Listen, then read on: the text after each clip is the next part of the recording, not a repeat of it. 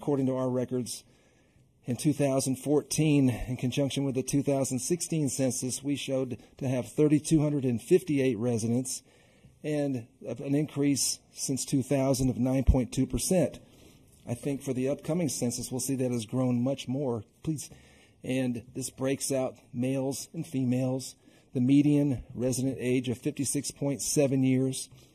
It's about 6 years younger than it was in 1990, which would reflect more families coming in and raising their families here. Continue.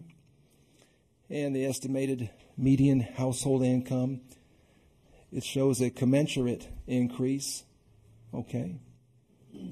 And the size, the average household size of 2.4 people, it's increasing and is closer to 3 now, even as early as 2017. Continue.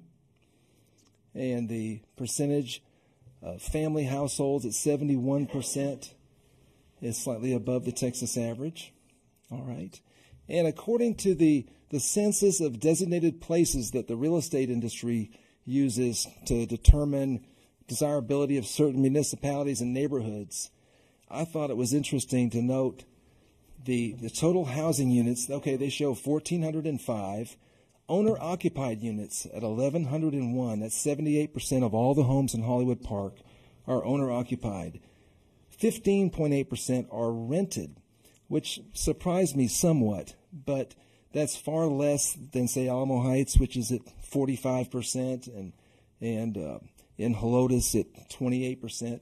It reflects 82 vacant housing units that are for sale, and the median home value and the average home value. And it's saying the average family size it's rounding up to 3. And I thought some of you might find this an interesting statistic. I think the 2020 census will reflect more people and a larger household size. It'll be interesting to see.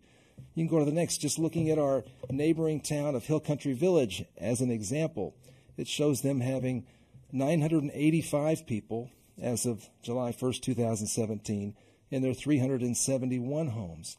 And this makes it clearer why they were concerned about the apartment complex that's being considered on the edge of their boundary, because it's supposed to be able to have 300 apartments or almost another 900 people.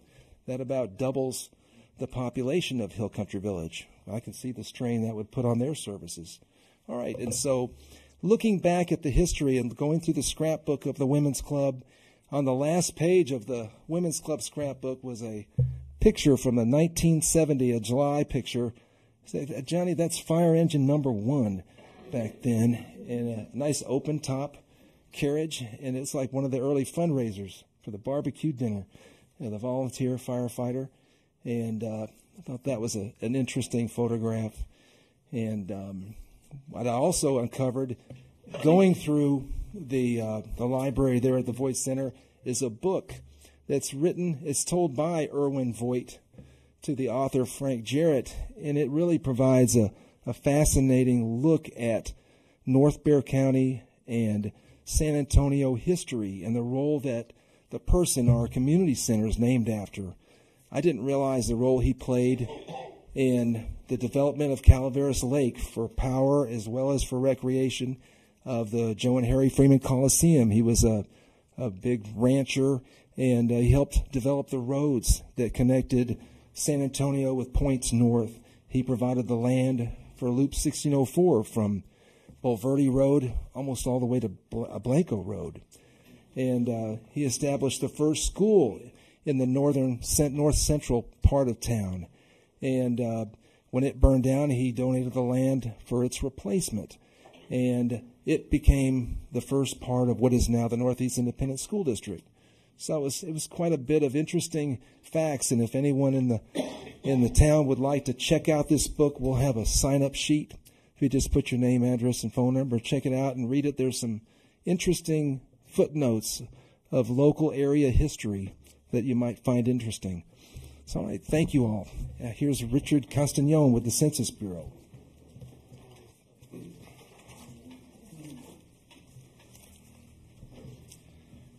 Thank you, Mayor. Good evening. Thank you for having me. That was a really nice presentation, Matt. I haven't seen a preview presentation before mine, so that was really good.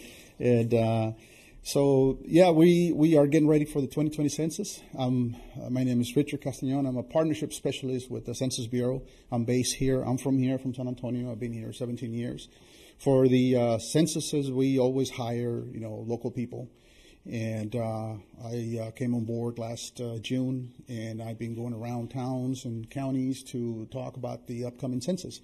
And it's going to be interesting next time, and that's why we are talking to anybody that will listen to us to help us help you prepare for this count. For those that don't know, the 2020 census for the first time ever is going to be done differently than always. You all remember getting the form in the mail. This time we're going to be able to do it online, over the telephone, or you can still, request the paper form. But so instead of getting the letter in the mail, you're going to get, the form in the mail, you're going to get a letter that will give instructions on how to do each one of those three options. So that piece alone, it's three different ways that we now have to educate the communities about. Notwithstanding the fact that the internet for a city such as yours with the median age approaching 60, the internet might not be a very good option for your residents, right? So that means that we have to do more traditional outreach efforts. And that's part of what I wanted to come and talk to you all about. The Census has this program that they established in 2000.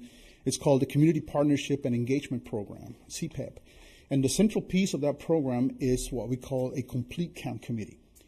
And that is basically the organizing strategy or tool, if you will, that the Census is using everywhere in the country, especially in communities that we know are going to have a low response. And so the Complete Count Committee is made up of local residents, citizens of your own community. And we encourage members to be from a wide variety of sectors, business, anybody and everybody. We're very inclusive to represent the community as much as possible. And what this committee does is put together a awareness plan, like a public awareness plan for your community about the 2020 census. And the work that this committee does once it's formed is just put it on paper throughout this year. Once the committee is formed, we come and train them. I've been doing several of those trainings around Bexar County already. And we basically tell them what the structure of this committee is, whether you should have subcommittees or not, how to reach some of the areas that would be difficult to get to.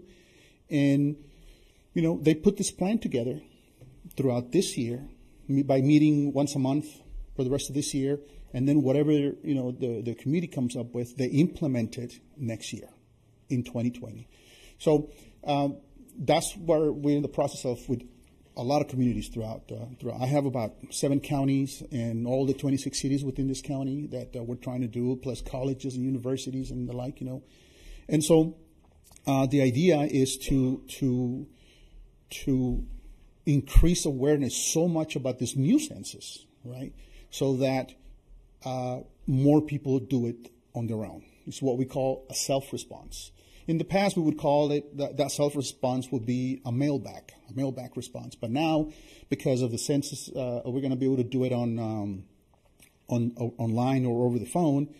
We're almost going to know real time where it's getting done, who's doing it and who's not, because the more we raise awareness about it and more people respond to it on their own, the less non-response follow-up that we have to do. And that's the most expensive part for the census. That's where all of our enumerators fan out to all those homes and households and addresses that haven't responded to the census yet, and they knock on your door. And so in communities such as this, people don't like to have their doors knocked on, right? In my community, I live right here in Harmony Hills, not very far from here. And so, yeah, plus it's going to be election season. We're going to be right in the middle of the presidential primaries. So, you might have a lot of canvassers also, stumping for several candidates as well.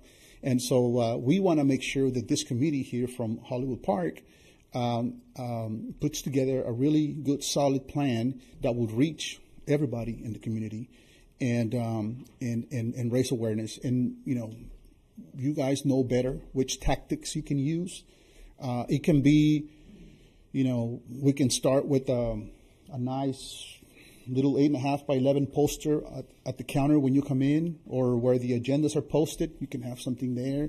When there's garage sales or rummage sales or any activity in town that you can cover, so you can talk to people about the census and explain to them that you have these 3 ways of doing it. And if they don't know how, help them. The city here could set up a computer where, people want to do it online, but they don't know how. There will be somebody here that can teach them how. We will train people to show people how to do it online. Phone, really easy. You'll get a phone number in that letter that you can call, and you start punching your responses. The census is only 10 questions. It takes 10, 15 minutes to do it. It's really easy. And but as the mayor says, the population has increased, and so our goal is to have a complete and accurate count. And the best way that since 2000 that we've had is this strategy, the complete count committee to help us, this essentially a grassroots effort, and pass out the word about the census next year from January through April. Census Day officially is going to be April 1st next year. So no April Fool's Day unless you don't do your census, right? But officially, Census Day will be April 1st. So all the CCCs everywhere in the country are going to be ramping up, their message, their activities, whatever they do towards April 1st. And then 10 days to 2 weeks after April 1st, around the middle of April, that's when all these enumerators are going to start going out and knocking on doors. So if we have a very, very strong early response to the census from April 1st to April 15, you guys can really, secure a pretty complete count for your city. Those letters are going to be mailed out starting in middle of February through March to the whole country. So you should have those letters in your mailbox by April 1st, so that when you get it, it doesn't sit on top of all the other junk mail that we get, right? And it's going to be on TV, it's going to be on radio. We're going to be doing this national campaign. The city and the county here are also doing a joint complete count committee. And they have, their own priorities. The city limits. The county is focusing on the unincorporated areas and also the 26 cities within the county. And so one of the reasons that I'm here is because the judge, has made it his priority to work through the Bexar County or his suburban cities council, where I met the mayor, to work with all these 26 cities to ensure that you'll do a complete count committee, no matter how small it is. So that's basically what a complete count committee is, and how we can help you obtain a complete count committee next year. All right. Thank you. Any questions? I know you were impressed with our diligence with our deer herd and our ongoing deer counts. And I'm not sure if it's that simple a segue from the deer to the residents, but I appreciated that. They won't be on the census, though. All right. Thank you, Mayor. Thank you very much. All right. Next up today, we have resident Kevin Gallivan. Please.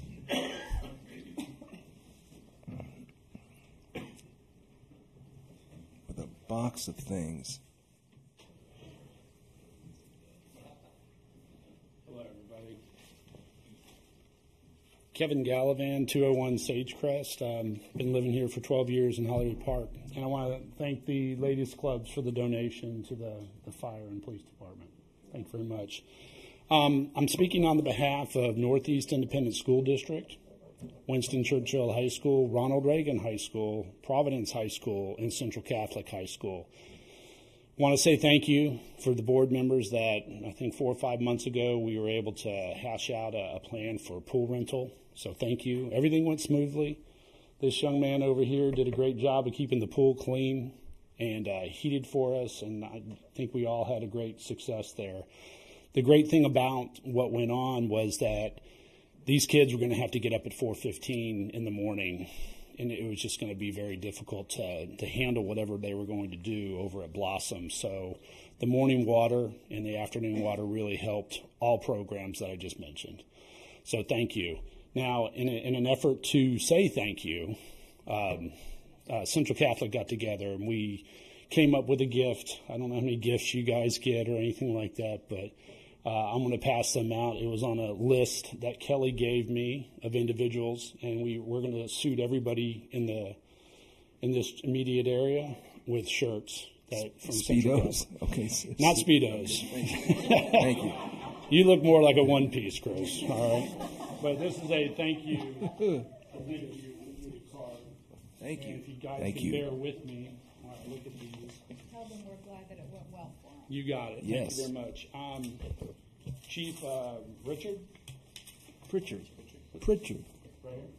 All right. Chief Butrico. Kelly gave all these just to Bernard. Mr. Brennan. Brennan, I'm sorry. What's your 3 out of 3 so I far? apologize with that. Yes. I'm winging it. I'm trying to help him. Kelly. Treasurer Jeff. Right there. You didn't think you were going to get something, did you?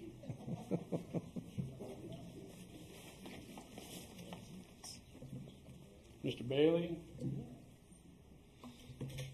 Thank you. Wow.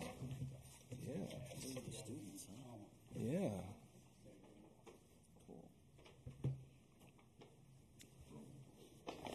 This card that you've given us is signed by the students. Yes, it is. Wow, that's very nice. Aaron Murphy.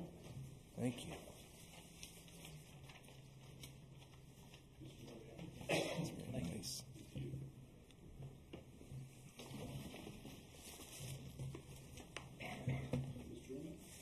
Wow. All right. You might care. Delane Hall. That's all. It all worked out. It was good. I want to say thank you. Thank you. Thank you. Thank you. Thank you, Kevin. Phase 2 is about to happen. Got to open it up here. So we're ready. Wow. That is cool. Hopefully none of my kids got tickets.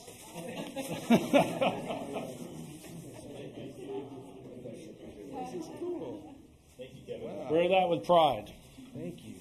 Thank you so much. Thank you very much. Thank you. It's kind of a slimming design with this vertical. Right? I like it. Vertical, not horizontal. True. Thank you very much. All right. Next, we'll have our announcements and reports from our city employees. Chief Patrico, fire report.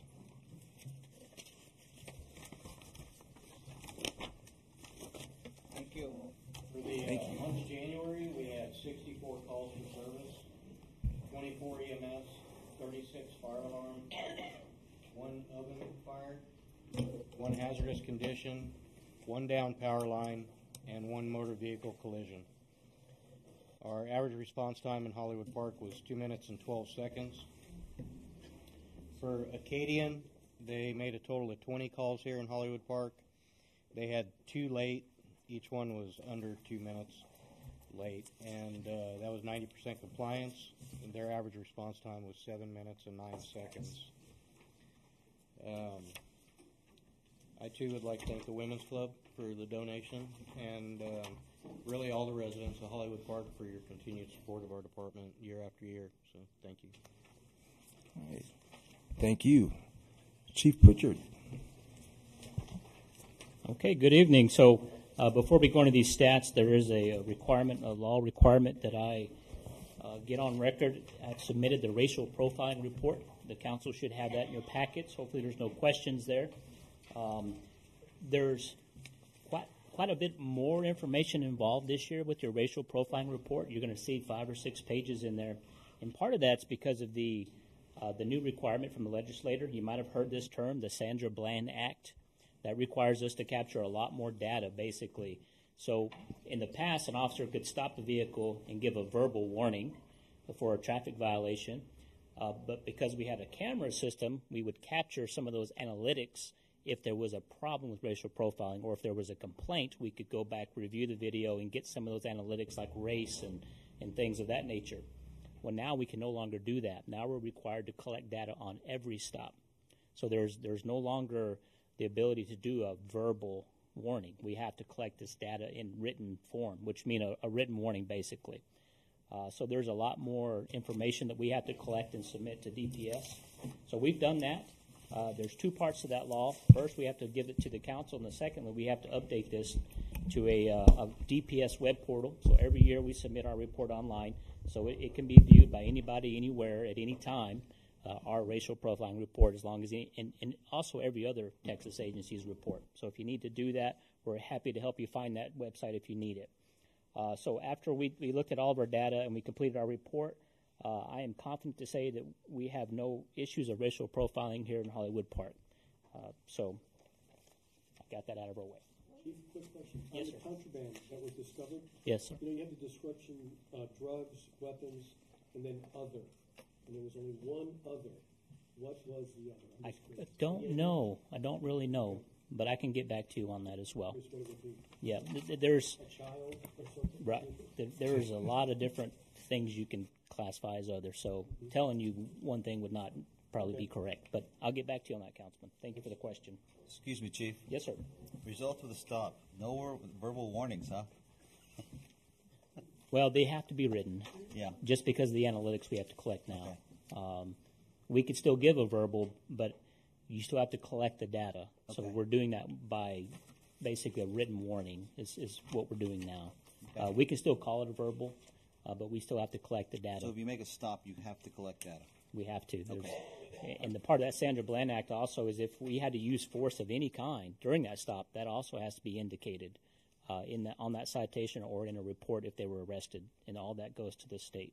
All right. Thank you, Chief. Yeah, it's a lot more work. I know the court's got more work involved as well in recording some of this data, so it did add some stipulations to what we do every day. All right. Quick update, the golf cart case. If you recall, this is where we had an individual damage the gate at Voigt Park when it was closed, rammed that gate with a golf cart, caused about $400 worth of damage. It took us a while to figure out who that was, but we've done that. I just want to say our detectives did some excellent work in finding this individual who was, he is a resident of Hollywood Park. I'm not going to say the name out here tonight because we did come to an agreement. They did reimburse the city for the damages, so that's all taken care of, and we're going to move on. But, yeah, we got that case solved, so I was very proud of them for doing that. We did lose an officer last week, and he was one of our newer rookie officers, and basically just decided law enforcement wasn't for him. He gave it 8 months, and it just wasn't for him. So he's moving on, and we'll be hiring a new officer. Mr. Shields? Yeah. So can you get the lights for me? Okay, I'm going to move on to our presentation. I know we got a lot to do tonight, so I'll keep this as brief as possible. We had 220 calls for service with 4 arrests. We did have a little bit of a car burglary spree this past month, so we had 9 of those. We do have a suspect in that case, so I'm not going to talk a lot about him since we do have a suspect, but the moral of the story is in 7 of 9 cases, they were unlocked vehicles with valuables inside. So we say this every meeting. Please don't leave anything of value in your vehicle at night. More analytics. We had 12 alarm calls, residential calls. These numbers look pretty standard for this time of the year. And if you see the sparks, or if you go online, we put all these things online as well. If any of you want to read more in detail, this is a summary that we give the council, and it basically just talks about those burglaries that I mentioned. And you can see the common theme here is most of these unlocked. There's a few locked, and they broke the window out of a few. We don't see that very often. Usually they just look for unlocked vehicles. So occasionally you'll see a forced entry, but most of these are unlocked. Now, couple 2-3 weeks ago, we had an incident. We had 2 individuals run from officers. We got a suspicious person called in, and when the officer pulled in behind the car to investigate, the car sped off. And they didn't get very far down Mecca. They're not from Hollywood Park, obviously. They didn't know about the big curve, and they missed it and ran into this tree. This is the inside of this car. Look how hard they hit that tree. They broke the steering column off. Now, these 2 individuals did flee on foot. It took us about half an hour to find them. We had the helicopter out helping us that night, and so we did eventually catch them. But one of them was pretty significantly injured. Ended up taking him to the hospital. Imagine that. That's what we found in the glove box. So we had some paraphernalia and some narcotics, and there's a close-up view of that. And then these are the 2 individuals here, Mr. Vasquez and Mr. Perkins. And we are charging him with evading arrest, possession of marijuana, and unauthorized use of a motor vehicle. Interesting enough, Mr. Vasquez's grandfather, that was his grandfather's car that they took without his permission, and so he does want to press charges on his grandkids. Unfortunately, these things happen, but so we'll be filing charges on those 2. Not for those 2.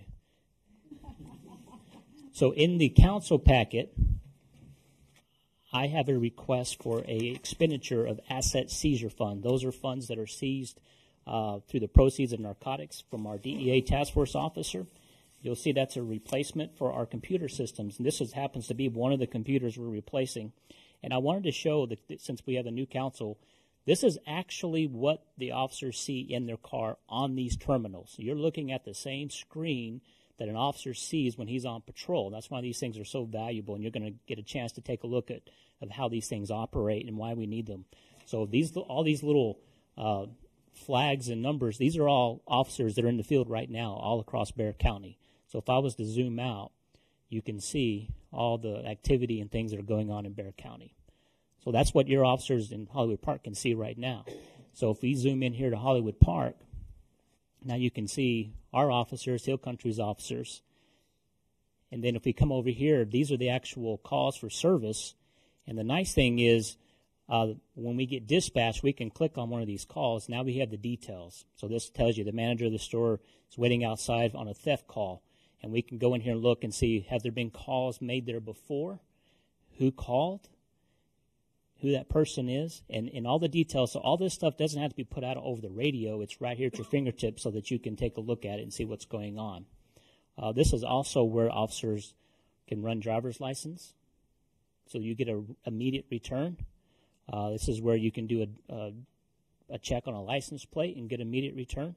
We can check for warrants and all the above. We can check out if we need to go to a house and it's a self-initiated. In other words, we see something suspicious. We can certainly do that as well right here on the computer and type it in. Then we can also do the reports.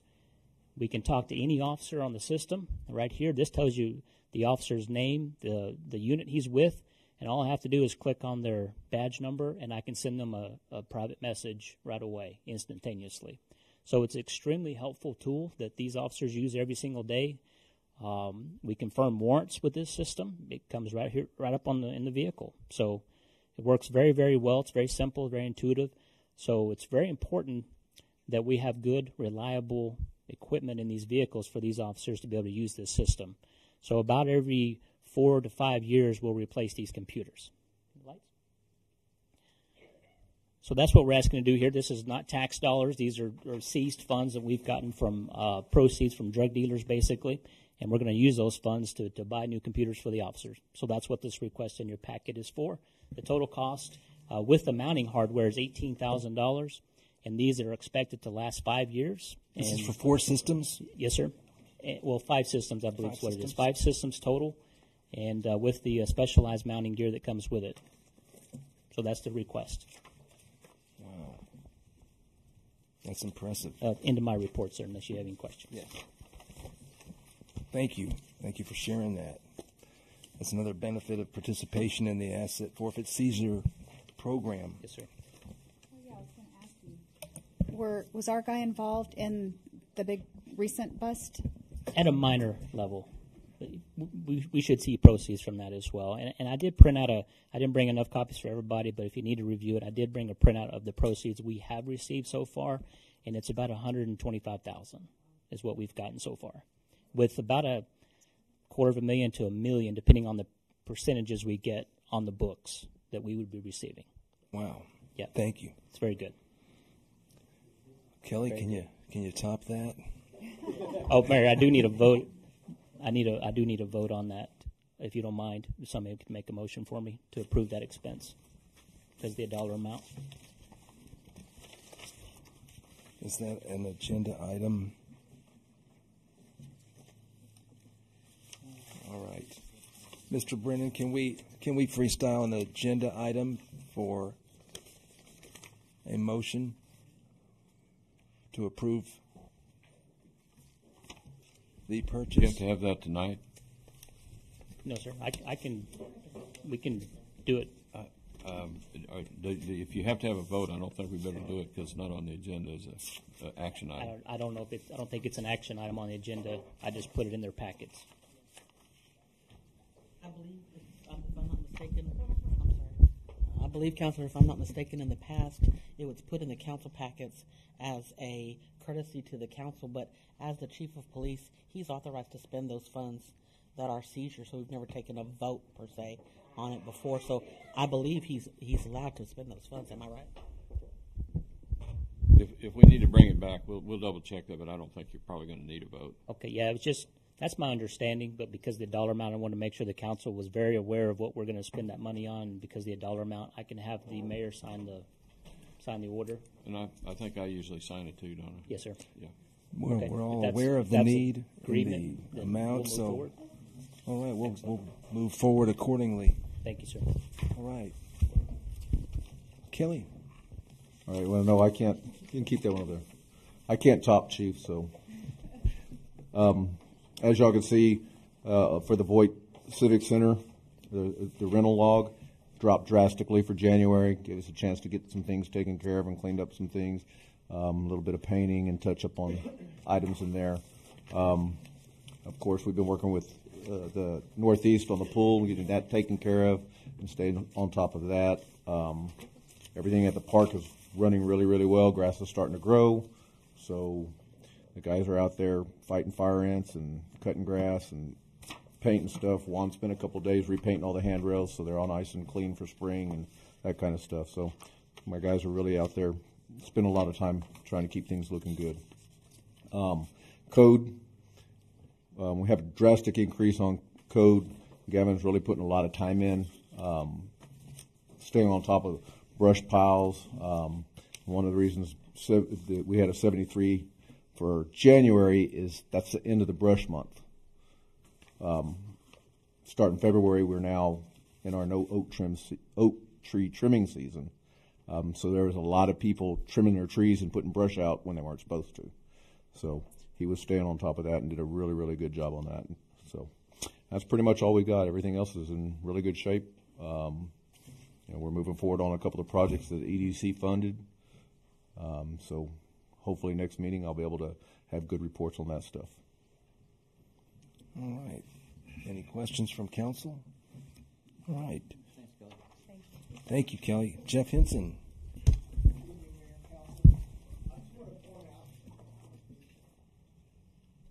I just want to point out a few of the items that made changes in the financials. First of all, the sales tax is a little bit lower than it was before, but it's still we're substantially over budget. I won't mention any of the percentages. They're going to change next time because I'm going to take that budget amendment that you have in your actual, agenda and change that to $7,461, and so your percentages are going to change because they're based off of it now, and your revenue is artificially low in budget because of that $80,000. I did make the transfer of $7,461 from the general fund to the capital projects fund. That put it exactly at $500,000 at 9/30/18. So none of the interest was included from this year. So it's over $500,000 at this point in time. I want to see in miscellaneous revenue, you see $171,000, $151,000 that is Clear Channel. $50,000, that $151 is the payment for the new billboard, the payment that they gave in addition up front. After talking to the auditors today, because the contract was signed in August of last year, that revenue is going to be taken out of this year and moved back to last year. The money's still going to be there, but it's going to show up as of 9/30/2018 and not in this fiscal year. I talked to the mayor about it since I wasn't here at budget. He said that the $200,000 is still relevant because that's how much we're going to get from them. We would have gotten $250,000. But I just wanted you to know that next time I come here, you see this is going to be $121,000, not $171,000. One other item I wanted to point out in the revenue is that line committee funds. If you look over there, there's $6,160. There's only one account in the committee funds category, and that is the tree committee. So all of the tree permits, the revenue that goes to the tree committee, will now show up down here as its own revenue. I'm going to put the account number in starting in March so that whenever it is money is taken up front, it automatically goes into that tree committee fund. So that way you can see a truer version of what your building permits are versus the tree permits, and also who gets the revenue and what the revenue can be done. The expenses at this point in time, none of the departments are over, and the expenses are right in line with where we are at the year. They don't have any aberrations like you do in the budget on the revenue. But I want to point out two things: that in the police and fire, they're a little bit over. The reason for that is the system was taking the health insurance and dental insurance and life insurance that employees would buy for dependents and put it into expense. So I'm going to back it back out of expense, and then this will be a lot better in line. I looked at it last year, and fire department was like $25,000 over budget in insurance, employee insurance. The reason for that was and they had the most people who chose dependent insurance. All that dependent insurance went to expense. So what I did was take it out, because we actually had a liability sitting there where the system puts it over there, and it should have gone against that liability, and it didn't. So you're going to see substantially difference on the financial statements now. You're gaining $50,000 now in accrued revenue, and this was like almost $50,000 too in this health insurance and dental and life insurance that pendant that was going against the expenses in departments. So that's $100,000 more that you'll see on there in revenue. And I'm still going through a lot of them. This thing's not perfect yet, but I'm going through, and I'm changing the large items first, and then as I come down to the smaller items, I'll change them. I think I might actually give a 6-month presentation on all the funds that you should do with council. So this is the only one you see, so that way you'll see where all the funds stand and what's happening in them and items like that. But I just wanted you to know, I'll keep it short. This is what it is. If you have any questions, don't hesitate to ask me now. You can email me, whatever is your choice. Thank you. How long have you been here now? Since October, 1st September. Well, sure appreciate what you do. Thank you. The measures you're taking with in conjunction with the tree fund will help us. I know we're going to launch our initiative to match the CPS program for the rebates and encourage planting of trees. It's a lot more revenue than I thought it would be. It's well, we hope we can return that to the residents. Thank you very much, Jeff. Janice? Yes, sir. Your I report. just wanted to mention the business of the month for this month is Jimmy Stovall, CPA. He's on Pantheon Way, 1370 Pantheon Way, Suite 170, and I'm sure he would appreciate everybody's business now that tax day is looming upon us, and I'm sure everybody wants to make right with the IRS. So he is our new business of the month. Also wanted to mention that last week we received a call and a email from the MTSI Traffic Safety Awards that's presented by the Texas Municipal Courts Education Center. And what they do every year is they recognize those municipal courts that have done outstanding work in traffic safety and impaired driving prevention. So we were very fortunate to hear that in the low volume category, which is what Hollywood Park is, although we didn't win, we were in honorable mention. It was a very tough category this year. I will say no municipal courts in Bexar County, Comal County, or Guadalupe County even received an honorable mention this year. The only one was San Antonio, and they actually did win. So I'm very proud of my deputy court clerks, one of them who's only been here 8 months, and the other one who's only been here 3 months. And they did this very quickly on their own. And so I am extremely proud of working with these two ladies every day. It's truly an honor to be able to work with them. So I want you two ladies to stand up. Louisa Barbier and Patty Atherton, please.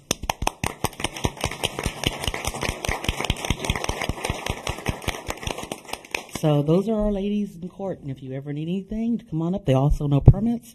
They also know septic systems. I mean, they know it all now, so they haven't even been here a year yet. So I'm very proud of them. Other than that, Mayor, I think that's it. All right. Thank you, Janice. All right. Mr. Brennan. I'm saving mine for later, Mayor. Are you? Yes, sir. All right. Well, thank you. I want to thank everyone for being here tonight, and I appreciate it, your interest in how we take care of our town and its finances is noted, and I'm still working on trying to figure out if there's a possibility for us to provide fire protection for that apartment development that'll be just outside of Hill Country Village. I have a new contact now with the county, and she's being trained and set up in her position, so I'll have more details on that. We're going to adjourn for an brief executive session, and then we will be right back. Mayor, can you read that? Yes. To elaborate, the City Council will convene in closed session as authorized by Section 551.0712 of the Texas Government Code to consult with its attorney on matters in which the duty of the attorney to the City Council under the Texas Disciplinary Rules of Professional Conduct of the State Bar of Texas clearly conflicts with the Open Meetings Act, specifically digital billboards. We will be right back. Pardon? It is 7:49. You bet.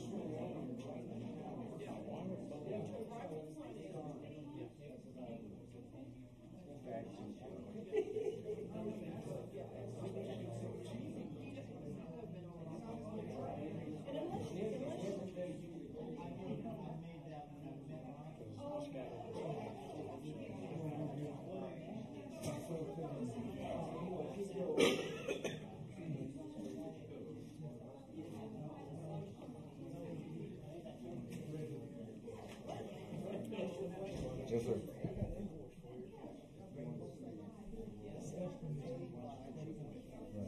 Tree committee approved design.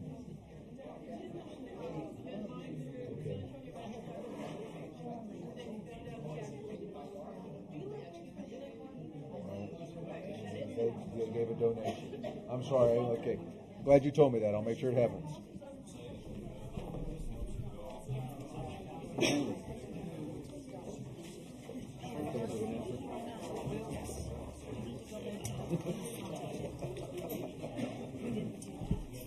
Thank you.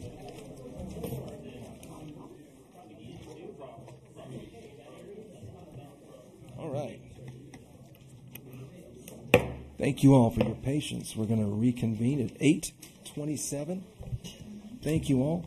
I'd like to go back and I wanted to approve the minutes of our regular council meeting January 15th with the exception of the section that was talking about a presentation from Jim McCloskey.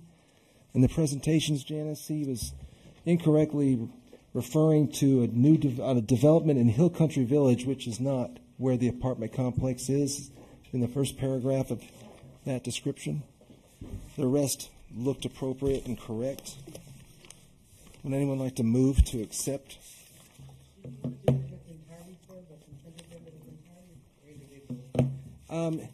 Yes, I think with that change, we could also approve the minutes of the joint workshop and the financial statements of January. Okay, I so move with the change of the reference from Hill Country Village to what, unincorporated Bear County? Yes. Okay. Yes. Anyone a second? I second. All right, all those in favor? Aye. All right, motion carries. Thank you. All right. We have an opportunity for citizen participation. And I have Bo Burkett signed up. If you please state your name and who you're with. I'm actually just going to speak about the questions directed at me. That's why I signed up. So, yeah, just in case any questions are directed at me, I don't have any comments. Okay. Subject to the Robert's Rules of Order, we're not allowed to exchange questions and answers, just a 2 minute or 3 minutes per citizen to speak. Kenneth Summers, please. Thank you. Please state your name and your address. Kenneth Summers, 254 Donella. I'm a new resident here. I moved in about about a year and a half ago or so. And so after I've moved in, I'm working on going through the permits process to build a building in my backyard. With the help of Janice, we've been kind of going through this, and I found that I have a setback requirement in the ordinance that is holding up the project. Anyway, so I'm going through, and I understand and appreciate this ordinance, and I think it's definitely should stay. What I'm concerned about is the variance process. So I'm going through the variance process, and this requires a hardship to have a variance, variance given to a resident. The only thing holding back this project is that this setback, like I said, but on the other direction, there's a bunch of trees there, and so to build this building as I have it, I would need to cut down something like 5 or 6 mature oak trees, which obviously I don't want to do. And so I'm requesting to give the Board of Adjusters the ability to take into consideration removal of trees, since we all know that trees are an important asset to Hollywood Park, and I think that's would be a hardship to somebody trying to build a project, that would be an appropriate hardship to consider. That's it. All right, thank you. Thank you very much. And Dean, is it Perez? Novato? All right. Gary Norsworthy? Yeah, this is Dean right here. Oh, hi, Dean. Come on up. I couldn't read your handwriting that well. I recognize you. I'm speaking about the sign issue. Yes, sir. The large sign issue. And I only got about 4 or 5 points. First of all, you're proposing to put a sign in the middle of the road, a large sign, in competition with the properties that already have signs, both sides of it, advertising their property. So that will degrade their place because of the large sign.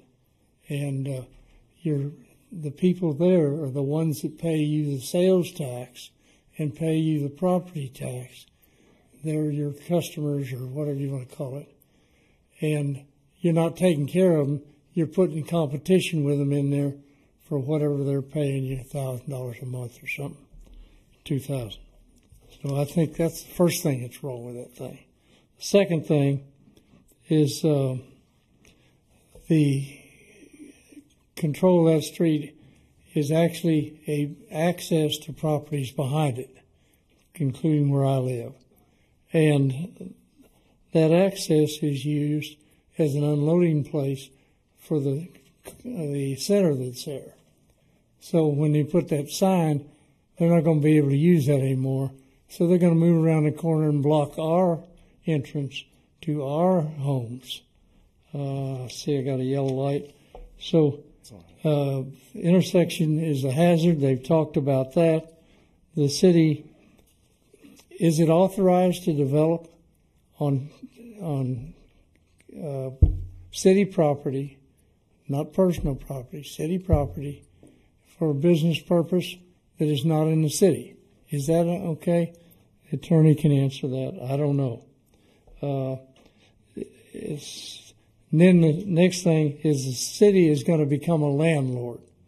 And the board and the people you have now are not really accomplished landlords to handle the kind of thing you're doing. And I oppose it. I think it's against the good wishes of the people. Thank you very much. All right. Gary Norsworthy, please.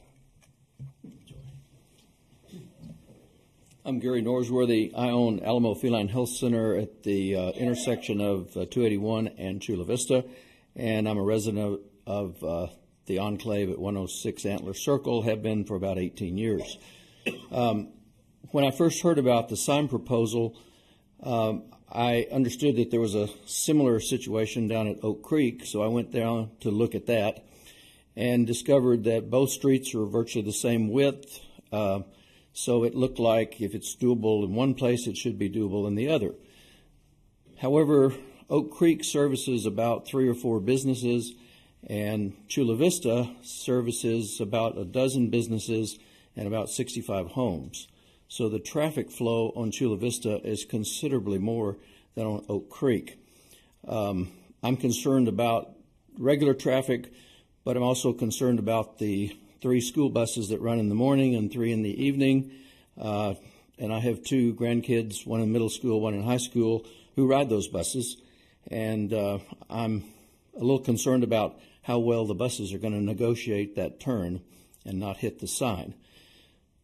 To that end, I have discussed with Mr. Burkett about an option, and I think you are aware of that, where we would put the sign on my property at Alamo Feline Health Center, and my really only objective for doing that is just to get it out of the street.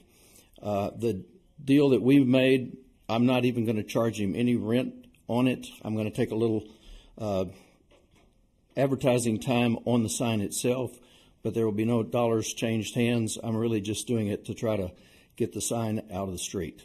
And so that's my message to you. Thank you. Thank you. All right. Cody Keller. I'm going to pass on my time. Okay. Irene. Irene Morgan. Yes, please.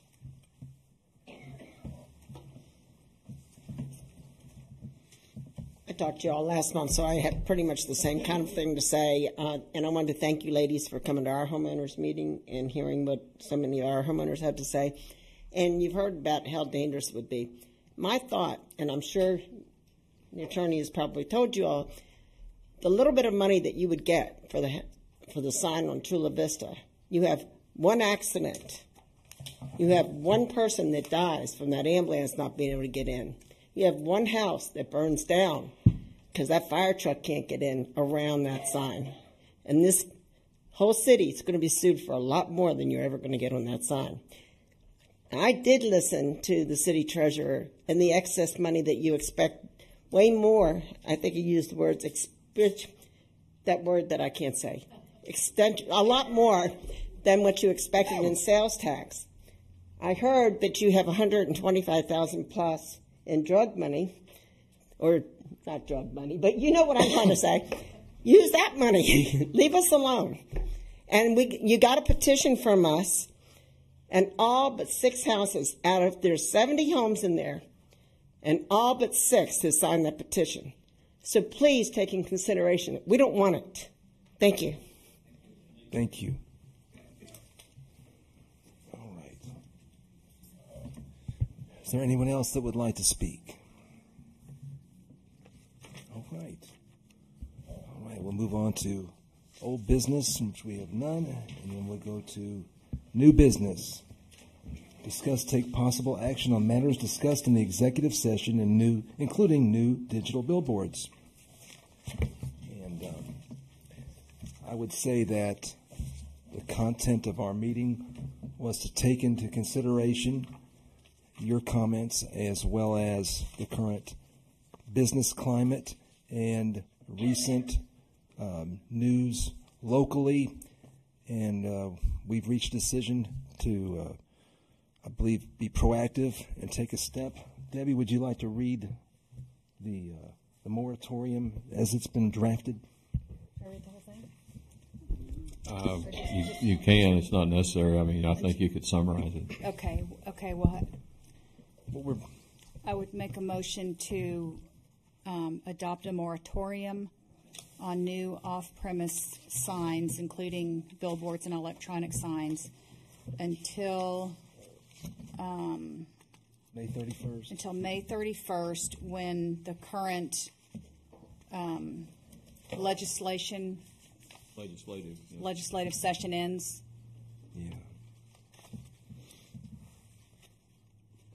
And basically, it's to put the topic of billboards on hold and look at the expected changes that may come from the legislative session that ends on May 31st, see how those affect us, and then take steps going forward to be proactive in looking at that and other things. So that's our intent tonight.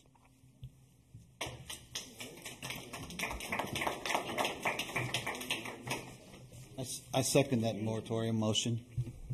All those in favor? Aye. Aye. Motion carries. All right. Thank you. Our next item is to discuss take possible action to approve a resolution supporting the United States Census Bureau by creating a Census 2020 Complete the Count Committee. And like the gentleman from the Census was describing, it's just having a coalition of citizens that will be helpful in sharing information about how the upcoming census can be collected, distributed, and shared. And I think it's important. I think we stand to gain, I believe, several hundred additional residents between the 2010 and the 2020 census.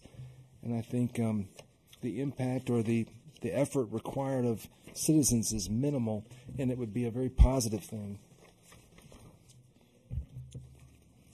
Any questions from the citizens or of the council? I move that we approve a resolution supporting the United States Census Bureau by creating a Census 2020 Complete the Count Committee. All right. I'll second. Second, all in favor? Aye. All right, motion carries. Item number 3, to discuss take action on a fiscal year 2018-2019 budget amendment to decrease the transfer out for general fund account 100-400-995 by $72,000 $538.57 and increase the transfer in for Capital Projects Fund 300-599-002 by $7,461.43. Jeff, was that regarding the truck fund, or is that? Can you describe? Yes, what this is $80,000 was budgeted for transfer out to capital projects fund. What this does is reduce it to $7,461.43, which is what the actual transfer is. I do not recommend very many budget amendments because a lot of them are reclassification stuff. I do recommend this one because it's going to change your percentages. It will be more accurate when you look at your revenue versus how far you are in the budget year. Like that 42% on sales tax will come down. It will be more realistic. And it also affects it since it's one-sided, it's not between other accounts. That $72,538.57 you're going to see on the bottom line down there. Okay?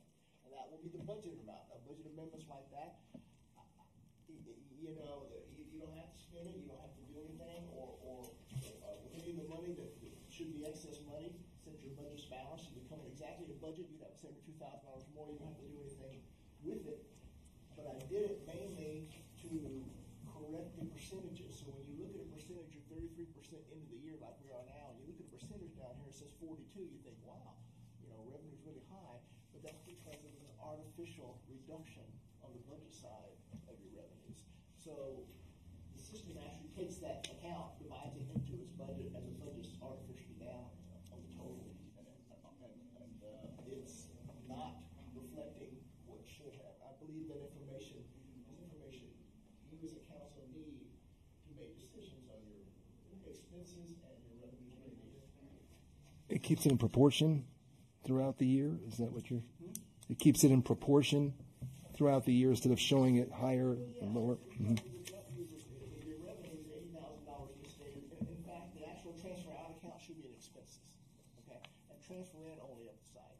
At this point in time, I'm just going to take it down because there is nowhere to transfer out now, and create the other two accounts. But that's what you do so that you actually reflect money coming in versus what is coming in versus what you budgeted to come in, and money went out. What you budgeted to go out, how much money is going out. You don't take a account that would move money out and put it on your revenue side, which reduces your revenue. Even if the budget, no matter what it said, I'm required to do classifications, I would actually do a classifications, and I'm going to move it at $7,400 down expenses. I have to do that because in the city and government accounting, you have to gross out your revenues, expenses. For example, you have an expense of somebody reimbursement. The gate was reimbursed. Well, the money that came in for reimbursement doesn't go against the expense account that gate sent back and forth today. The money goes up in the revenue side, reimbursement, insurance reimbursement, or whatever, and the expense is still shown. Now, you didn't budget for that, you didn't know what happened, but that's what's required so that you have a pure revenue and a pure expense side, so that everybody, especially the public, can look at it and see what the true funds and what the true flow is of the expenses. Any questions for Jeff? Okay. All right. That really concludes our meeting tonight because item 4 we've already. Yes. Do we want to vote on what he said? Yeah. Okay. What he said. What he said. Okay. Yes. Yeah. I move that we do what he said. I move that we take the action as on the agenda item. All right. Anyone second? I second. All in favor? Aye. Aye. Motion carries.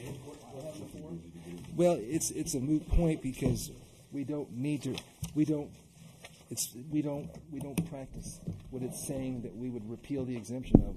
We already did it. It turned out that y'all had already adopted that exemption years ago. Yes. Jeff found it back from 1987 or something. Yeah, 1987. So we're way ahead of ourselves. Yes. All right. Thank you. Our meeting's adjourned at 8:45. Thank everyone for coming. Appreciate it. not taxed by the energy system. And what was interesting is, like I was telling you, the one for like Lockhart had it on electric. The state doesn't tax residential electricity.